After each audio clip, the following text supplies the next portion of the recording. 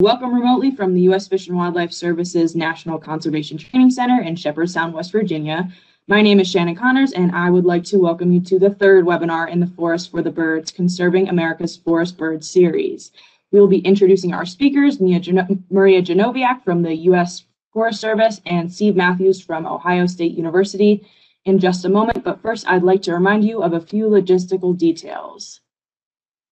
The Forest for the Birds, Conserving America's Forest Birds webinar series is jointly sponsored by the U.S. Fish and Wildlife Service's National Conservation Training Center, Forest Ecology Working Group, and Migratory Bird Program. And we will share this information in the chat box if you're interested in learning more about the Forest Ecology Working Group, or if you'd like to receive continuing education credits for attending these webinars. And now just a quick disclaimer. This product is for educational purposes only. The views, opinions, or positions expressed in this webinar series are those of the guest presenter and do not necessarily reflect the views, opinions, or positions of the U.S. Fish and Wildlife Service or Department of the Interior. Some of the materials and images may be protected by copyright or may have been licensed to us by a third party and are restricted in their use. Mention of any product names, companies, web links, textbooks, or other references does not imply federal endorsement. And now to introduce Maria and Steve, we have Jeff with the U.S. Fish and Wildlife Service. Thank you, Jeff. Well, I thank you, Shannon, and hello, everyone. Again, and apologies if you guys had trouble getting in. We certainly had trouble getting in. We couldn't log in at all to even into the system, so to even start the webinar. So thanks for your patience, and I hope there aren't too many folks out there that didn't get in at all, but we apologize for that. Apparently it was a WebEx outage of some kind. So at any rate, so this is the third installment of our Forest for the Birds, Conserving America's Forest Birds webinar series. And both our previous webinars are posted on our NCTC webinar gallery. So if you didn't get a chance to see them, please take an opportunity to go look at that. So my name, as Shannon mentioned, is Jeff Horan. I'm a forest ecologist with U.S. Fish and Wildlife Service's Refuge Program in our North Atlantic Appalachian region. And I also am part of our Forest Ecology Working Group. And that's a group within the Fish and Wildlife Service that is focused on forest ecology. In just a minute, we're going to hear from today's speakers, Maria Genoviak and Steve Matthews. But I wanted to first thank the National Conservation Training Center, who's hosting this webinar series, and Shannon Connors and Jim Siegel, who are providing their technical assistance. So this Forest for the Birds series is a 12-part series, and it's jointly sponsored by the U.S. Fish and Wildlife Service's Forest Ecology Working Group, NCTC, and the Migratory Birds Program. The purpose of the Forest Ecology Working Group and the webinar series is to increase the understanding and integration of forest ecology, applied science, and habitat management principles within the Fish and Wildlife Service and with our partners. And the Migratory Birds Program is pleased to be co-sponsoring this webinar series to really recognize the Partners in Flight 30-year celebration and recognition, and also the recognition of this recently documented loss of 3 billion birds over the last 50 years. And this is really the topic of our webinar series, how we can bring back forest-dwelling birds. So with that, one more thing I wanted to let everyone know. During our webinar series, we're going to stop after the first 15 minutes or so to take a question or two.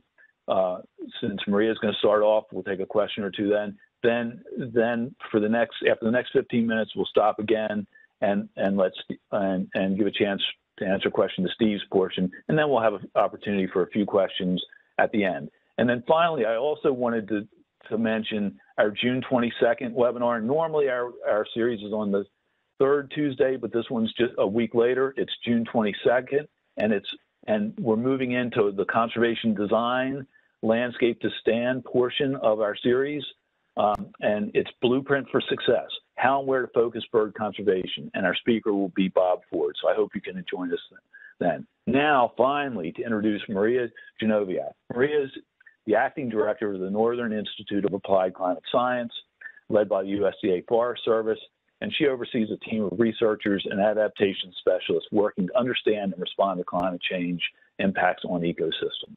Her experience includes leading multiple ecoregional vulnerability assessments, creating decision support tools, and providing training to natural resource professionals. And she also coordinates a climate response network in New England and New York, and that includes more than 40 million acres of forest. Also in this part of today, one of today's speakers is Steve Matthews. And Steve is an associate professor of wildlife and landscape ecology in the School of Environment and Natural Resources at Ohio State University. And he also holds an affiliation as an ecologist with the U.S. Forest Service's Northern Research Station, and that's affiliated with the Northern Institute of Applied Climate Science. So with that, I'm going to turn it over to Maria and Steve to talk about climate change, adaptation, and impacts on forest bird recovery. Take it away, Maria, and thank you guys for being willing to speak to our participants. Wonderful. Thanks so much, Jeff. I am going to need the share. I just passed the ball to you, Maria. You should have it now. Great. And if everything is sounding and looking good, I'm going to close the chat. There we go. Yeah, we can hear you fine. Thanks. Great. Well, thank you everyone for joining us today. Steve and I are excited to be able to talk with you.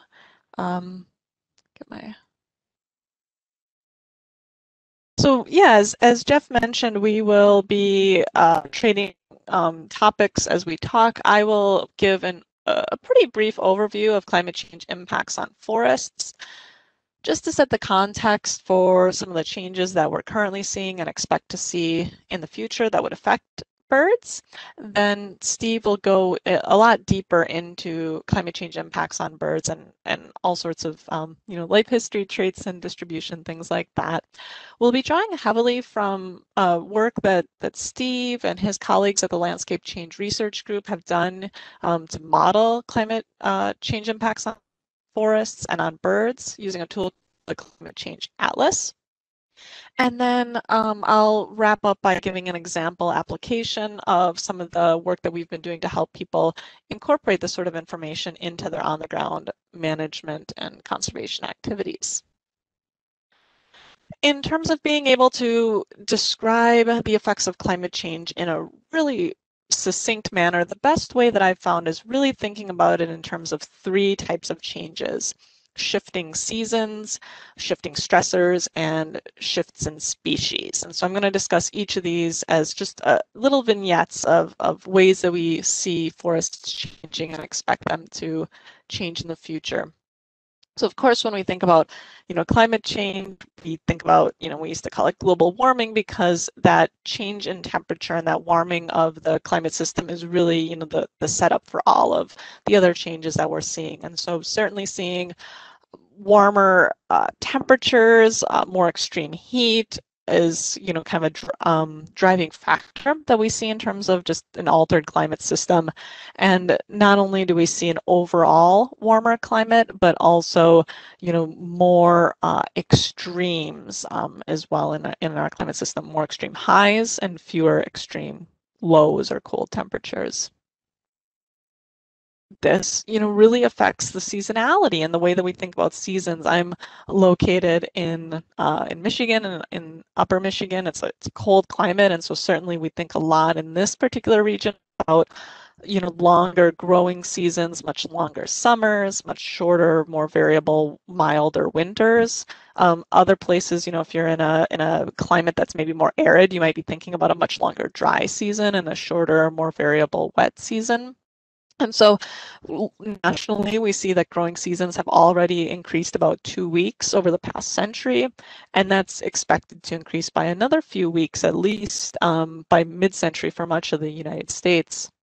And of course, this results in altered phenology as it relates to all sorts of ecosystem components. And so if we're thinking about the hydrological system, we're seeing earlier peak stream flows because we don't have the same severity of winter, maybe not the same snowpack, and so the whole hydrological system accelerates. We're seeing earlier plant flowering, and then phenological changes in wildlife too. And so again, really, really different dynamics in terms of just overall the way that we think about ecosystems. This sets up and kind of these items directly link into thinking about stressors, and particularly when we think about forests, we think about disturbances and extreme weather events. And it can be really difficult to tease out um, which disturbance events are really affected by climate change and maybe how much, how can we attribute climate change to these different weather events. But overall, the signal is pretty strong that climate change is increasing the frequency and often the intensity of different types of extreme events that we see in our forests. Heat is a pretty direct measure. We're seeing drought in a lot of regions, either because there's less precipitation or because the temperature is rising and offsetting any gains from precipitation. So we just have more evaporative demand and more water loss to the atmosphere under warmer temperatures.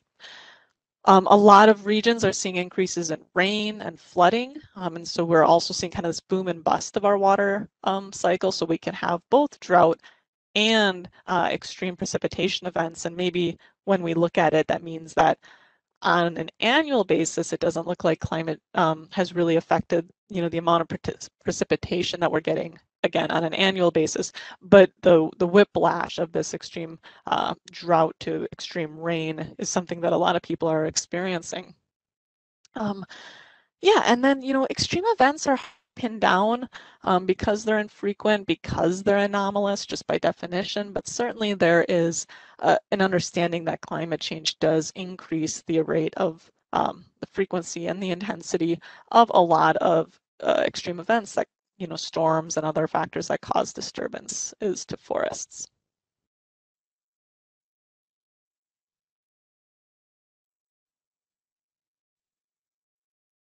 I already touched on drought, but I wanted to talk about that a little bit more just because it can be so fundamental to really drive forests and other ecosystems, controlling which ecosystems are forests versus which might be woodlands or more open systems. And so, we do see with warmer temperatures, we see drought in a lot more ecosystems. And then even places like in the Northeast where we are currently seeing increases in precipitation over time because there is so much warming that is expected to occur in the future. Even in those systems where we don't typically think about drought being a major factor, we anticipate that it will be as we go farther into the future because of that increased heat driving evaporative demand.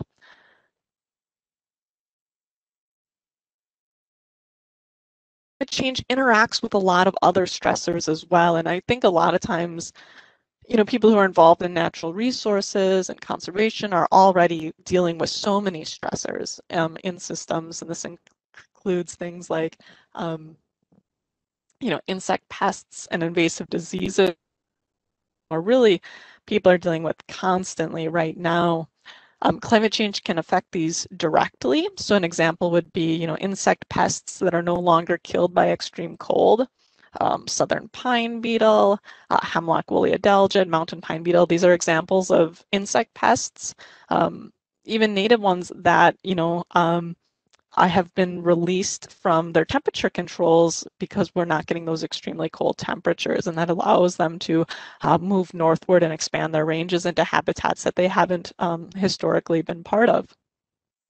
We also see the potential for interaction and indirect effects. And so, to the extent that forests are stressed by drought, they're going to be susceptible to a lot more pests and diseases. Similarly, to the extent that we have more disturbances, this can often serve as an entry point for invasives to come into an area. So for instance, I work with managers in the Northeast a lot, and I know that somebody has really identified areas that have been affected by ice storms and wind damage seem to be the areas that tend to have buckthorn and other invasive species in the understory. And so all of these things accumulate and can also relate to shifting species. So how do the tree species, in this case, I'm going to be talking about the tree and plant species that make up these forest communities, how do they change in relationship to changes in climate stressors? This is where we pull in information from a lot of sources, but for today's conversation, we're going to focus on the Climate Change Atlas, which is a tool that Steve and his colleagues with the Landscape Change Research Group have been developing as part of the U.S. Forest Northern Research Station. It's a huge tool. We're working on a lot of really great tutorials and videos and just launched version 4 of the Tree Atlas. So there's a ton of information to go check out. For the purposes of today, I'm just going to describe it briefly in that some of these components. The main one we're going to talk about in terms of suitability is called Distrib, or Distrib 2 is the more recent version that we've been using to update the website. And that's a habitat suitability model. Shift is a colonization likelihood model. And then there's also adaptability rates. And these are species traits that aren't included in the models. But through this 3-model approach, there's a lot of different information to help us understand how climate change can affect tree and bird species. Example of what this looks like, I'm going to present 2 species. First is sugar maple, just to give an idea of what this looks like. So go to the website. We're looking at modeled habitat under current conditions for sugar maple. This is measured in terms of importance value, which is essentially abundance. So the darker colors are more abundant. And so we can see here the range of sugar maple, and then kind of see the distribution of the species under current conditions. And so what the atlas does is it looks at where tree species currently are based on forest inventory and analysis data from the Forest Service, and then it looks at relationships to climate variables, to elevation, a pretty large number of variables. I can't remember the number off the top of my head, but looks at these relationships to see where species are now based on the current climate, and then substitute out future climate scenarios to understand where those relationships would be in the future. So it's a species distribution model. It looks at, again, relationships of where we expect habitat to be in the future. This isn't projecting species movement in this part of the model, but really just thinking about where are those habitats going to be good in the future. And so I know that these 2 particular models, in terms of higher and lower emissions on the right, are pretty subtle at this resolution, but we definitely see, this a bit of a range contraction of silver maple, sugar maple, and some northward movement. You can see that really well in some place like northern Minnesota. So these are areas that would, in the future, maybe have the combination of soils, climate, and other variables that would be considered good sites for sugar maple. If you go to the Atlas website, there's also a place called Climate Change Adaptability on the right, and these things called ModFacts or modification factors. And I just clicked on that ModFacts link and popped this up. And this is information, these adaptability ratings or adaptability information is really just things that aren't included necessarily in the models, but really gets at other characteristics of the species that could influence how they respond to climate change. So things like, how widely distributed is the species, how readily does it establish on sites, how prone is it to different stressors and to competition. So, like I said, there's a for 125 tree species. We're not going to dive into this, but I think the main point is that these, changes are going to be, we're going to be seeing these changes on the landscape. Here's another species, northern red oak. And so this one is a little bit clearer in terms of the change that we anticipate under future climate conditions. And so again, if you're kind of looking at especially the northern portion of the eastern US, you can see that currently, it's a little too cold. The climate's not right for northern red oak, but we do see that in the future, end of century, we start to see habitat there. Doesn't necessarily trees are going to get there, but that the potential that, if they did find a way, if an acorn did find a way, to make its way north, it might be able to establish and grow. Doesn't mean that these trees are going to move instantly. Trees are long-lived species. There's a lot of fragmentation on the landscape. There are a lot of things, a lot of trees that are already on the landscape. There's a lot of things that are going on that are going to make these changes to be relatively slow. So range shifts, even though we talk about them a lot, don't mean instant catastrophic dieback. Where trees are established, they should certainly fare better. And we really do expect to see, based on the research, that a lot of these changes would be seen more in the understory composition and regeneration of forests. But certainly we need to think about stress factors that are going to increase in severity, which is temperature, moisture, all sorts of climate factors, and competition, as well as increased susceptibility to disturbance. This is a incredibly short summary, so quick summary, but I'm going to point out that there are a number of vulnerability assessments for forests that have been developed across the country. So where you are, there is probably a really great assessment or the National Climate Assessment that will allow you to dive into more details. And also a shameless plug for the Climate Change Atlas. So I'm going to pause here, take a question, and then we're going to turn it over to Steve.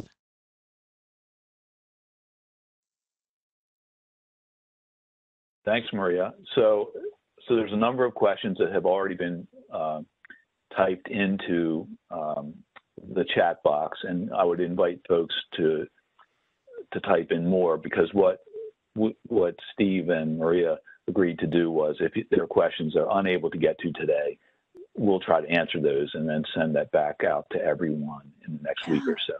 So here's a question for you, Maria.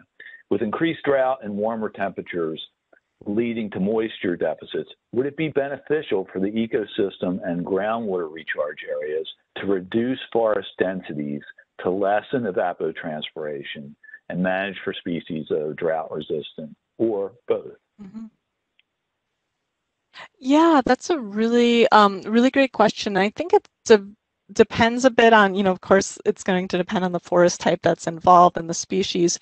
Certainly work by Tony D'Amato, Brian Palak, others has shown that there's some good work that's been shown that talks about the ability to use thinning and lower density as a way to reduce stress and increase the resistance and the resilience of the residual trees to drought. And of course, we also see that just looking at like the continuum from open lands to savanna to woodland to closed forest. And so we're essentially would be emulating sort of that same continuum through management. So I think that there's a pretty good documentation of that rationale in the literature where it supports other management goals. And of course, I saw a quick comment in there, would factor into, fire as well in systems where that's a concern. Right. That's a bit, the fire is a long conversation. So, but before, so I will ask you, this is a pretty simple question. Is there similar work done in the West or Pacific Northwest related to tree atlases and bird atlases? Yeah, I will, Steve can touch on this when he goes as well, but there certainly are species distribution models that have been done in the Western US, but they haven't been updated or maintained maybe at the same level at this point. So there's certainly ones that are existing that we can point to. I'll let Steve pick this up, and it's also something that Steve's team is actively in discussions on as well. Sounds like you need to take it from there, Steve. Okay, that sounds great. All right, I'll share my screen. I try to do two things at once, but yeah, no. In terms of West, there are lots of great products, kind of out in the West. Addressing them at a scale which we want to is important. So continuing to collaborate with experts out West is really critical to that. So kind of look forward to those opportunities to think about the different dynamics at play, different resolutions that we do it. So I think there's a lot of really great resources, and kind of with this collaborative science, it's really kind of trying to come up with ways that we can kind of work together to, solve some of these challenges. So are you all seeing and hearing me okay before I jump in?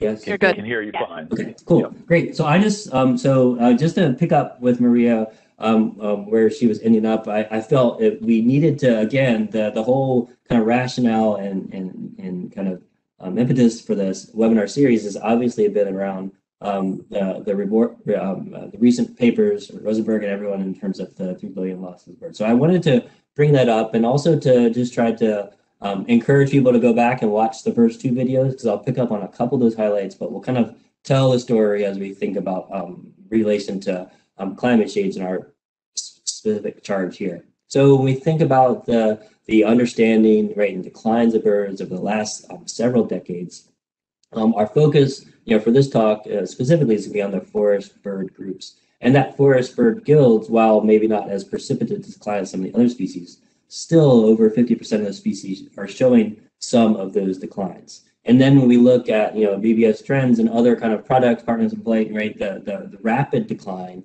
that we're seeing in birds, right, becomes one of those aspects of conservation. And that is really what's great about this webinar series. It allows us to think about the challenges as well as the solutions. So that's kind of where we're starting. And then to think about climate change in birds, right, there's a really long history out there of just understanding the fundamental relationships that regulate species distributions. Going back to the really important classic work, Terry Root and others of really trying to understand these physiological limits that are imposed by species. So we can contrast, the great work done in the 80s to really kind of identify those isoclines of distributional limits for something like Easter phoebe, and we see they line up really well with the more recent work by the Audubon survival by degrees in terms of winter temperatures, right? So there are these limits and when it becomes too metabolically expensive, right, in terms of distributions in the winter. So there are these important limits. And so as we think about climate change, right, it's important that we continue to recognize how at a very basic level, climate regulates distributions in many other ways. Likewise, it was great to see within Vet's talk, kind of identifying similar papers, but I think they're really kind of fundamental in thinking about the ways in which climate change influences birds. And these are not just projections, right? But these are observations and using that information to then project on how change can continue to unfold. So the Railroad paper is a great example of thinking about heat stress, especially in the desert in terms of water balance. And under these different climate change emissions scenarios, whether the RCP is 4.5 or 6 or 8.5, a real increase in the amount of cooling costs birds would have to go under in order to maintain those components, right? So a really kind of important aspect, we have physiological limits on the northern edge of species of critical cold temperatures. We also have limits in terms of heat stress on the other end in terms of extremes, right? These can come into play and influence not only how species are responding, but these more kind of longer pervasive influences. So, thinking back to the Van Gill's paper that really kind of brings about this understanding of changes in body size, right? And this is due to not just, warming temperatures, but also changes in the way in which prey for red knots would come into play. So these idea that there's all these different ways in which climate change is already affecting how birds are interacting with the environment. And influencing those really strong evolutionary relationships. And so as we think about it, right, this is, where we don't always need to think about, kind of where birds are on their breeding grounds and how climate change is influencing that. So the connectivity kind of working groups, right, and really bringing out the importance of understanding full annual cycle changes and the idea that what is limiting in one portion of a species annual cycle may be different than other components. So when we think about what's happening within the Caribbean, Central America, changes in precipitation patterns, right, those have potential huge implications for how birds would then respond in breeding areas. So it's not just climate, right? If you listen to Matt Betts talk the last webinar, the importance of understanding forest loss and forest change, right? So all of these components really come into play. And as we think about it in a climate change context, we have to think about how these different climate determinants in different portions of their annual cycle really can have profound population influences. And again, I like this kind of figure that really kind of captures from Leo Culp's work and the connectivity group and Pete Mara of really identifying, birds that are breeding in those kind of Great Lakes bird conservation regions are wintering heavily in Mexico and in the Caribbean. So we have to understand from a climate change viewpoint, where these different aspects are occurring. And so that's an important place where we have to think about when we're talking about the difference between birds and trees. And it's a really kind of exciting and fascinating portion to be working. And then we can think about how these changes kind of then carry over to influence what we're observing on the ground. So kind of utilizing long-term banding data from Powder Mill, Molly, McDermott, and Grote, kind of categorizing when juveniles are occurring within their long-term nest nets. And right, so with these warmer temperatures over time, right, a marked earlier emergence of song sparrows, wood thrush, cedar waxwings, goldfinch, as those temperatures increase, right? So it gets at this idea of how these phenological changes fundamentally changes the timing of events. So occurrence of juveniles early in the year, right, has all sorts of potential implications as we think about how climate change disrupts these components. And that's really where I'm kind of driving to as I start to talk about some of these components. And the other way in which we think about this, right, is the way in which these can create these phenological mismatches, right? So we have this well-documented component, especially across European forests, of these shifts in time in a disproportionate way in which they're shifting. This figure kind of capturizes this both in terms of precipitation and temperature, so temperature being on the left side, which I'll focus primarily on, right? But the important component here is to think about the way in which this distribution response of primary producers, primary consumers, so we're thinking of plants and food, Lepidoptera in this case, right, shifting more so than, in this case, the red secondary consumers, and often we think about birds. So this mismatch in terms of timing when needed peak resources of food to feed nestlings, right, becomes decoupled in a bit.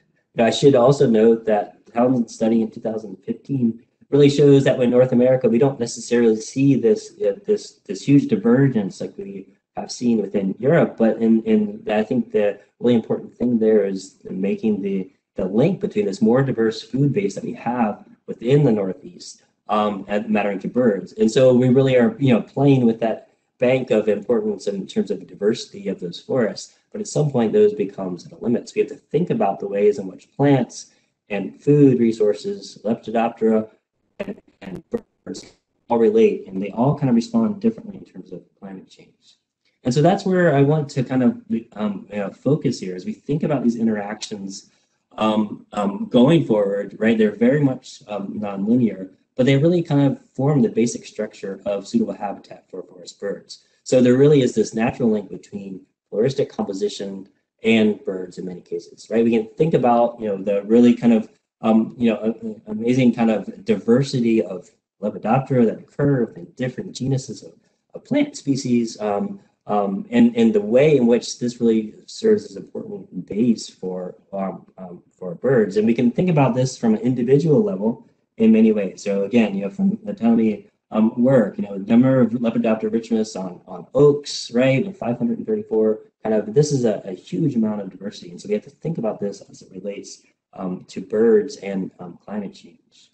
And so when I talk about this natural ecological link, right, we can go back and think of the really kind of critical classic work by Holmes and Robinson that really kind of demonstrate this important kind of individual scale foraging preferences of certain plant species and the important resources that they're providing, right? A unique host of insects, right? A unique kind of utilization by birds. We can also think about the links we see in terms of nest placement. So here in Southeast Ohio, Felicity Newell and Amanda Rodwell's kind of work that kind of shows the important kind of ways in which white oaks are really kind of used disproportionately in the landscape for nesting for a variety of species, right? There's important aspects, and we have to think about trees as this integrator of ecological conditions in many ways. And I'll also mention that it goes both ways, right? It's not just that birds depend on trees, but in many cases, trees depend on birds.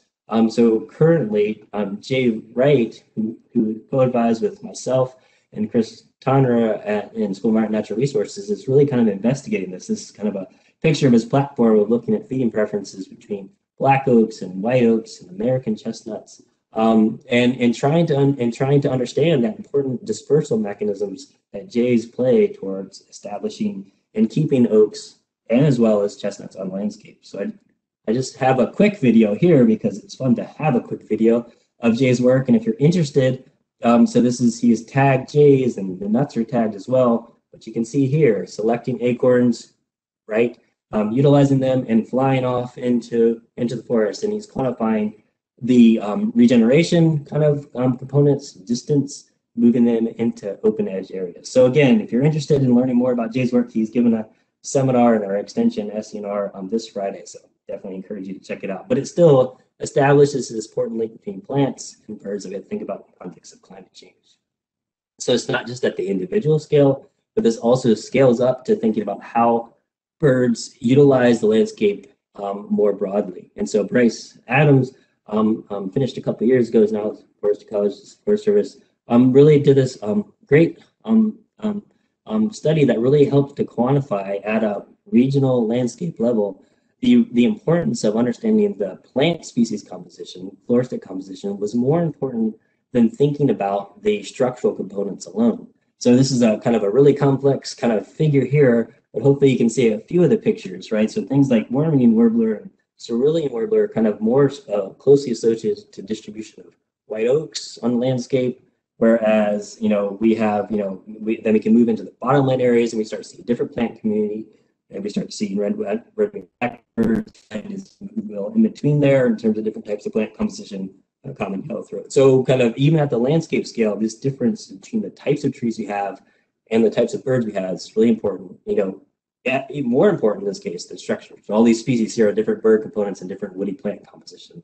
I realize you can't see that. And so I also want to make this point, right, that it's really important. Another nice thing that this webinar series is doing is the importance of the way in which we think about birds interacting with forests. Birds are often used as those important indicators of forest conditions. We think about silviculture in terms of the art and science of how trees are growing on the landscape, right? It's at the individual tree species understanding. And we can use those relationships, right, to inform the way in which management is occurring. So again, it's back to this two-way street here. And so in the eastern US, where we'll talk about with the climate change tree atlas, it's really important to understand that we have this diverse set of species. And there are really these complex relationships, complex dynamics that are occurring. So again, Southeast Ohio here, this is a picture of a beta diversity map of plant species across the region. So really highly diverse kind of plant community embedded with these different forest types. And so as we think about climate change, we have to address that important variability we have within forest conditions and the very different unique type of bird species associated along with this. And as we think about the changes within climate, we also have to recognize and understand this temporal mismatch in the ability to respond. Right? Trees take generations to move and 100 years, whereas birds are much more potentially ability to move. And so there's this time period of lag when the climate becomes unsuitable, but the forests are still there. What does that mean for bird communities? And so the idea is that we can maintain healthy structure of forest and species composition, and it'll be important in terms of how we manage for these bird conservation going forward, that we're thinking about different spatial and temporal components, a deep environmental set of conditions governing the different types of plant species we have there, creating healthy, diverse forests, both in terms of structure and plant species, can lead to those having more healthy communities of bird population as well. And so that's really the driver behind the climate change bird atlas, right, where we've looked at 147 species.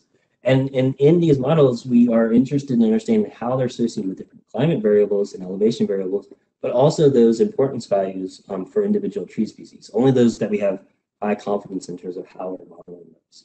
So if you look at the general results, important things have begun to come out, even at these coarse distributional scales, like othernbird, we see these strong associations with white and chestnut oaks, as well as some maples, depending on where we are within the range in precipitation. If you go to the south and we look at the brown-headed nuthatch distribution, it's strongly associated with loblolly pine stands, as well as seasonality, right? So the difference between July and January temperature, which is really, an important aspect in terms of seasonal growing conditions and energy on the landscape, right? So these are the way in which we think about these associations. So as I talk about some of those kind of timing mismatches in terms of how trees would respond to climate change and how birds may respond to climate change, it's an important time to just have a reminder that when we're talking, as Maria was talking about, these kind of ideas that we're modeling where suitable habitat will be at the end of the century for species like northern red oak here. But there is this, strong temporal mismatch of, what is the likelihood that individuals trees will be able to actually throw darts into the landscape and be able to colonize and grow for that time period, right? It's relatively small. And so Prasad has been working on this for a number of years, and we have been able to model the colonization likelihood of plants over the next 100 years and intersect this with our distrib outputs. And so if we do this for northern red oak, a pretty different story, right? Essentially, the blue areas are those areas that have a higher potential colonization likelihood over the next 100 years. The yellowy areas and the brown areas, it's either a mismatch between not being able to decolonize these areas or the habitat becomes poorer, right? And so we really only have at the range margins or infill within the range or colonization of red oak on its own likely occur over the next 100 years. And so this kind of sets up this idea of as we think about interpreting the bird results in terms of habitat change. So this is just quick examples. Again, 147 species, we can't show very many, but I just picked two examples in terms of Prothonotary warbler and black-capped chickadee, current distributions, projected changes in habitat. And we see potential increases for species like Prothonotary warbler. There are species that have been increasing at the northern edge of the margins, right? Important association with bottomland hardwood forest that we find within the models, right? Black-capped chickadee more associated with temperature variables and potential reduction, not in terms of the extent of its range, but within its range in terms of its habitat components there. And so one of the important aspects that we asked early on with this work was, how important is it to have those trees as a predictor? And I'm just going to show an example here from black-throated blue warbler in terms of the way in which we assess this, right? So we took its current distribution in the top here and project those using just climate and elevation as models, and we used it using climate, elevation, and trees within their models. And we see when we didn't have that tree information, we have a potential projected decline in habitat by 93% by the end of the century. If we include trees, it's still a really large potential decline in habitat, but it's down to only 55%. So in many ways, the information that the trees add to the models is really that link to the landscape that we really need as we think about bird habitat. And it really kind of evens out those extremes, gains and losses. So it's not just for black-throated blue warbler. When we added it up for all 147 species, what we found was that if we didn't include the tree information, we had these more extreme potential changes in habitat, right? So that's kind of this kind of figure is kind of demonstrating that component there, right? And so it's still on top of that, still potential large declines and gains for some species, but it's an important aspect that we can actually then link it to the landscape.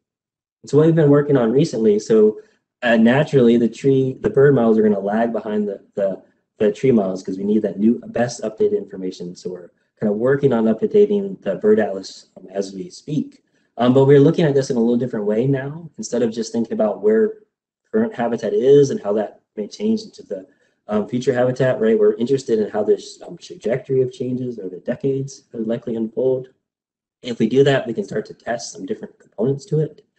So in this case, what we're looking at here is the red lines. If we used only climate information, we have potential decline 65% in terms of their habitat, 2070. Using the tree and climate information, the decline is a bit less, 32%. Kind of confirms what we've learned from our earlier modeling. But by looking at this, we can start to really understand the immediacy of change and start looking at this non-linear decay in habitat over time. It gives us a better indication of how these changes may unfold as our climates begin to emerge into novel climate conditions. By doing that, it also allows us to then think about different scenarios. So in this case, the question that we are asking is, for this case for black-throated blue warbler, we have climate only, we have our traditional, the climate changes, the tree species habitat changes over the next 100 years. And then the additional add here is if we were able to maintain current forest conditions in terms of its composition of individual tree species. And we see some pretty dramatic results, right? In this case, it suggests the potential to mitigate some of those bird habitat losses if we're able to maintain those forest conditions in a more resilient type setting. And again, it gets to this idea of more immediate changes. So what does this mean in terms of summarize across all of the species? For this, we're just looking at 88 forest bird species, and we see this really important pattern that I think that begins to emerge. So if we go all the way to the right here, a species like black-billed cuckoo it doesn't matter what trees are in that model. The potential declines over the next several decades are consistent, right? So it's really a much more climate-driven species. Whereas a species like black and white warbler, much more of a forest generalist species, it can handle the models would suggest in terms of habitat change on the forest side are really important. But the composition of trees is a bit more flexible, which would be of expect given black and white warbler distributions. And then we have black-throated blue there. So they have this kind of increase in climate-driven species, and then those increased species that are really associated with specific tree species. And we see this different. So where all this is going, right, is this idea that we need to understand in given spatial location, what are the distribution of both birds and trees? And so a nice aspect of our climate change new version 4 atlas is that we kind of put this together to provide regional summaries to hopefully enable public and managers, to have access to these data to start thinking about it. Right? This is 1-by-1 degree kind of summaries, and we can look at the distribution of different oak species. Right? We can then look at the way in which those species may be able to cope with climate change, capacity to cope with climate change by the end of the century. We can see that middle portion having lots of species pretty vulnerable, and also what's the potential for species to actually have some of this migration component. So it's a great way to look at these different tools. And then we can look at different national forests. So this portion I just poured out Wayne National Forest. And we can start to look at those species lists and get a more complete picture. And that's where I'm going to turn it back over to Maria and start talking about some of the adaptation strategies that we can utilize this data for and along with our parts. So we'll stop for a quick question as we kind of switch it back over.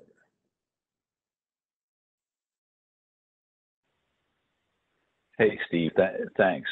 So there was a question in here related to the physiological effects. Hang on, I'm looking for that. Steve, toss me the ball. Oh yeah, toss you the ball. Thanks. Important point there. Hang on here. Sorry, thousands being weird.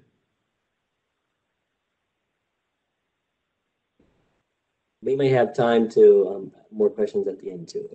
Yeah. So there was a question. I can't find it. Yeah, here it was. So Jane started with, wow, physiological impacts are so fascinating. Do you think there is any room for adaptive ability, in other words, behavioral change, to alter or mitigate the negatives of these physiological limits? Yeah, I mean, I definitely think so. I mean, that's one thing that's amazing about, well, it's about plants, but it's amazing about birds too. And that kind of ability to learn and respond, certainly, I think there's a threshold for species to be able to respond behaviorally, right? At what point does that become too great to overcome, right? Is it a long enough time period over generations that we have for that to develop? But I think there is definitely, and we see it, this is probably going to influence the way in which we have species that are able to adapt, maybe do well in these conditions versus not. And it's going to have a lot to do with that kind of cognitive aspect and behavioral components. So I think and a lot of great people are working on these questions.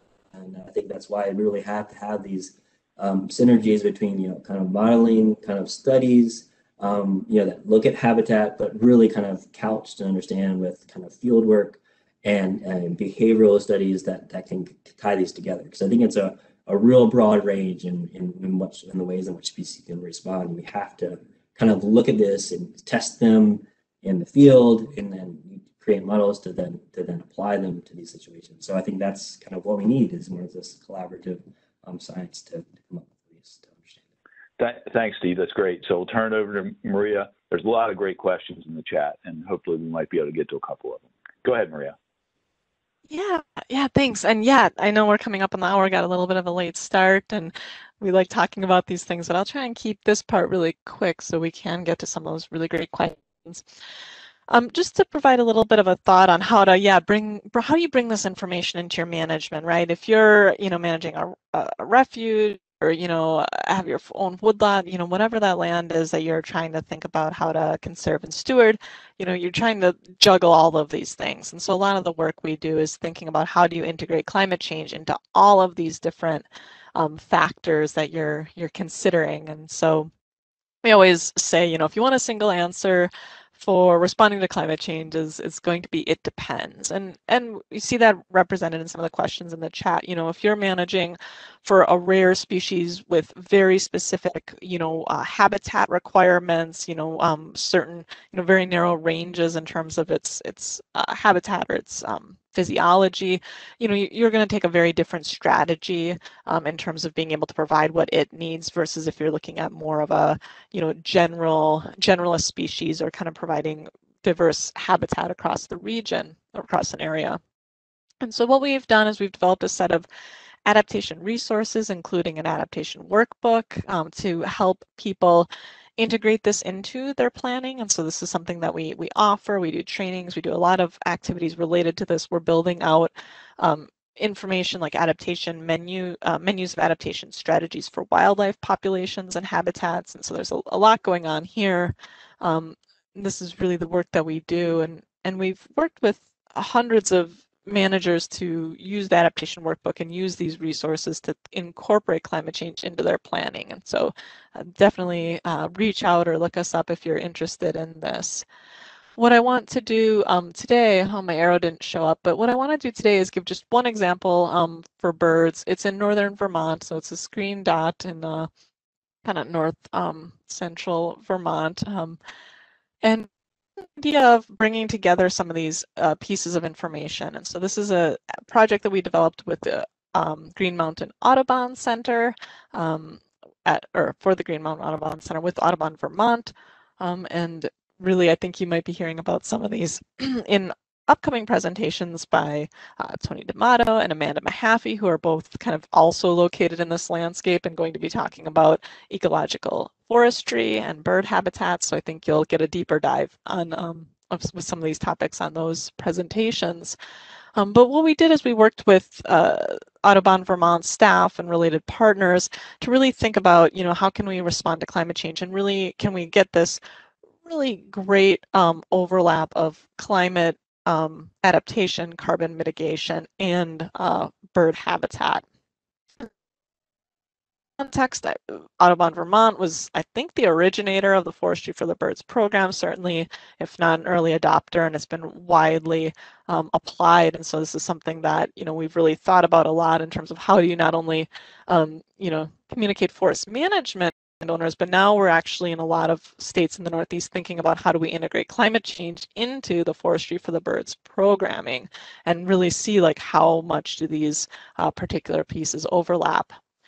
So of course, with it being an Audubon and a bird-related organization, they have a strong increasing neotropical songbird breeding habitat. It's a demonstration forest and for Forestry for the Birds, and so they want to increase wood quality and quantity. They want to increase understory development for bird structure, increase regeneration, but not just beach.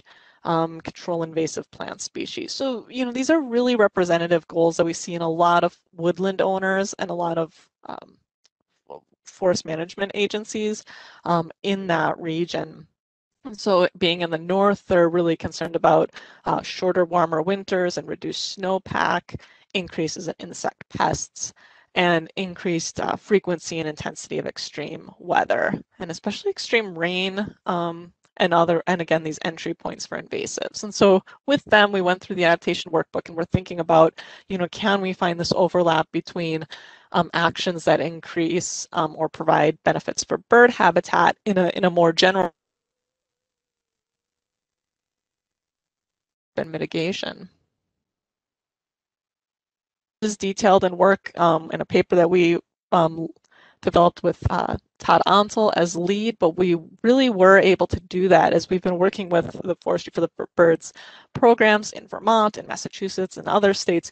We really are seeing really great alignment that in a lot of situations, programming that, is really focused on increasing forest diversity, promoting overall forest resilience, a lot of those stressors, is going to have really great overlap with climate change adaptation. And then all can be used to correspond to carbon mitigation as well, provide carbon benefits or at least maintain carbon stocks where we have that kind of as a criteria in mind. And so, for example, just in the last table, Steve and I have been leading up to this with sharing all these examples related to oaks. Northern red oak is not a species that's very common or dominant. It is present in the landscape, but it's not abundant necessarily in northern Vermont. But this could be one where, just promoting the species a little bit beyond its natural kind of capacity, helping to facilitate its movement northward, but within its range, can increase benefits for birds by diversifying the food sources, kind of creating some of that habitat for the future, while also facilitating a species that's expected to be better adapted to future conditions, can tolerate warmer, drier conditions, and then also kind of reduces the loss of any one tree species as a result of climate change or other stressors. So, it helps us maintain that carbon sequestration potential of forests over the long term. So this is, again, one example, working with a variety of partners to integrate these. And we hit time, so I'm going to, and certainly we can stay on for additional questions, but thank you so much for your time. Sorry, Maria, you weren't able to finish up your slides, but so for folks, way to go, girl. That was very good. Nice. So thanks, you guys. That was a great presentation, and I appreciate all the folks joining us today. We can stay for anyone that can stay for questions. We will take a couple because we're not going to get kicked out. I don't think WebEx, although WebEx wouldn't let us in, I don't think they're going to kick us out. So, so I'm going to hit you guys with this one, because I think it's pretty relevant, and Matt Betts brought it up a little bit last in his presentation as well. Are there any studies on whether or not insect species are affected in the same way as the bird species so that food sources are available in sufficient numbers? So I'll let you guys chew on that one for a second. I mean, so yeah, I mean, it could. I mean, I think there's a lot of important work that come. So when you say the way in which insect species respond, I guess I should have found that question. I mean, I think there's some of the work, obviously, that we talk about with some the aspects of Europe. Mismatches in timing is an important one. Within the U.S., I think there's some good examples as well. I think there's been a lot of really great work, especially within urban areas as well. I mean, so some of Desiree Gunden's work, really cool stuff in terms of plant and bird interactions, kind of mediated by insects. And so the way in which those insects and vertebrates respond, is quite different, right? So we have different things that govern the instar development within invertebrates, right? So that's an important component in terms of number of generations in a given year. So I think there's emerging work. I'll give you a couple other citations in the write-ups, but there are some good ways in which that leads to. Hey, thanks, Steve. And so I will remind folks that we will be sending out answers to the questions that you posted here in the next week or so.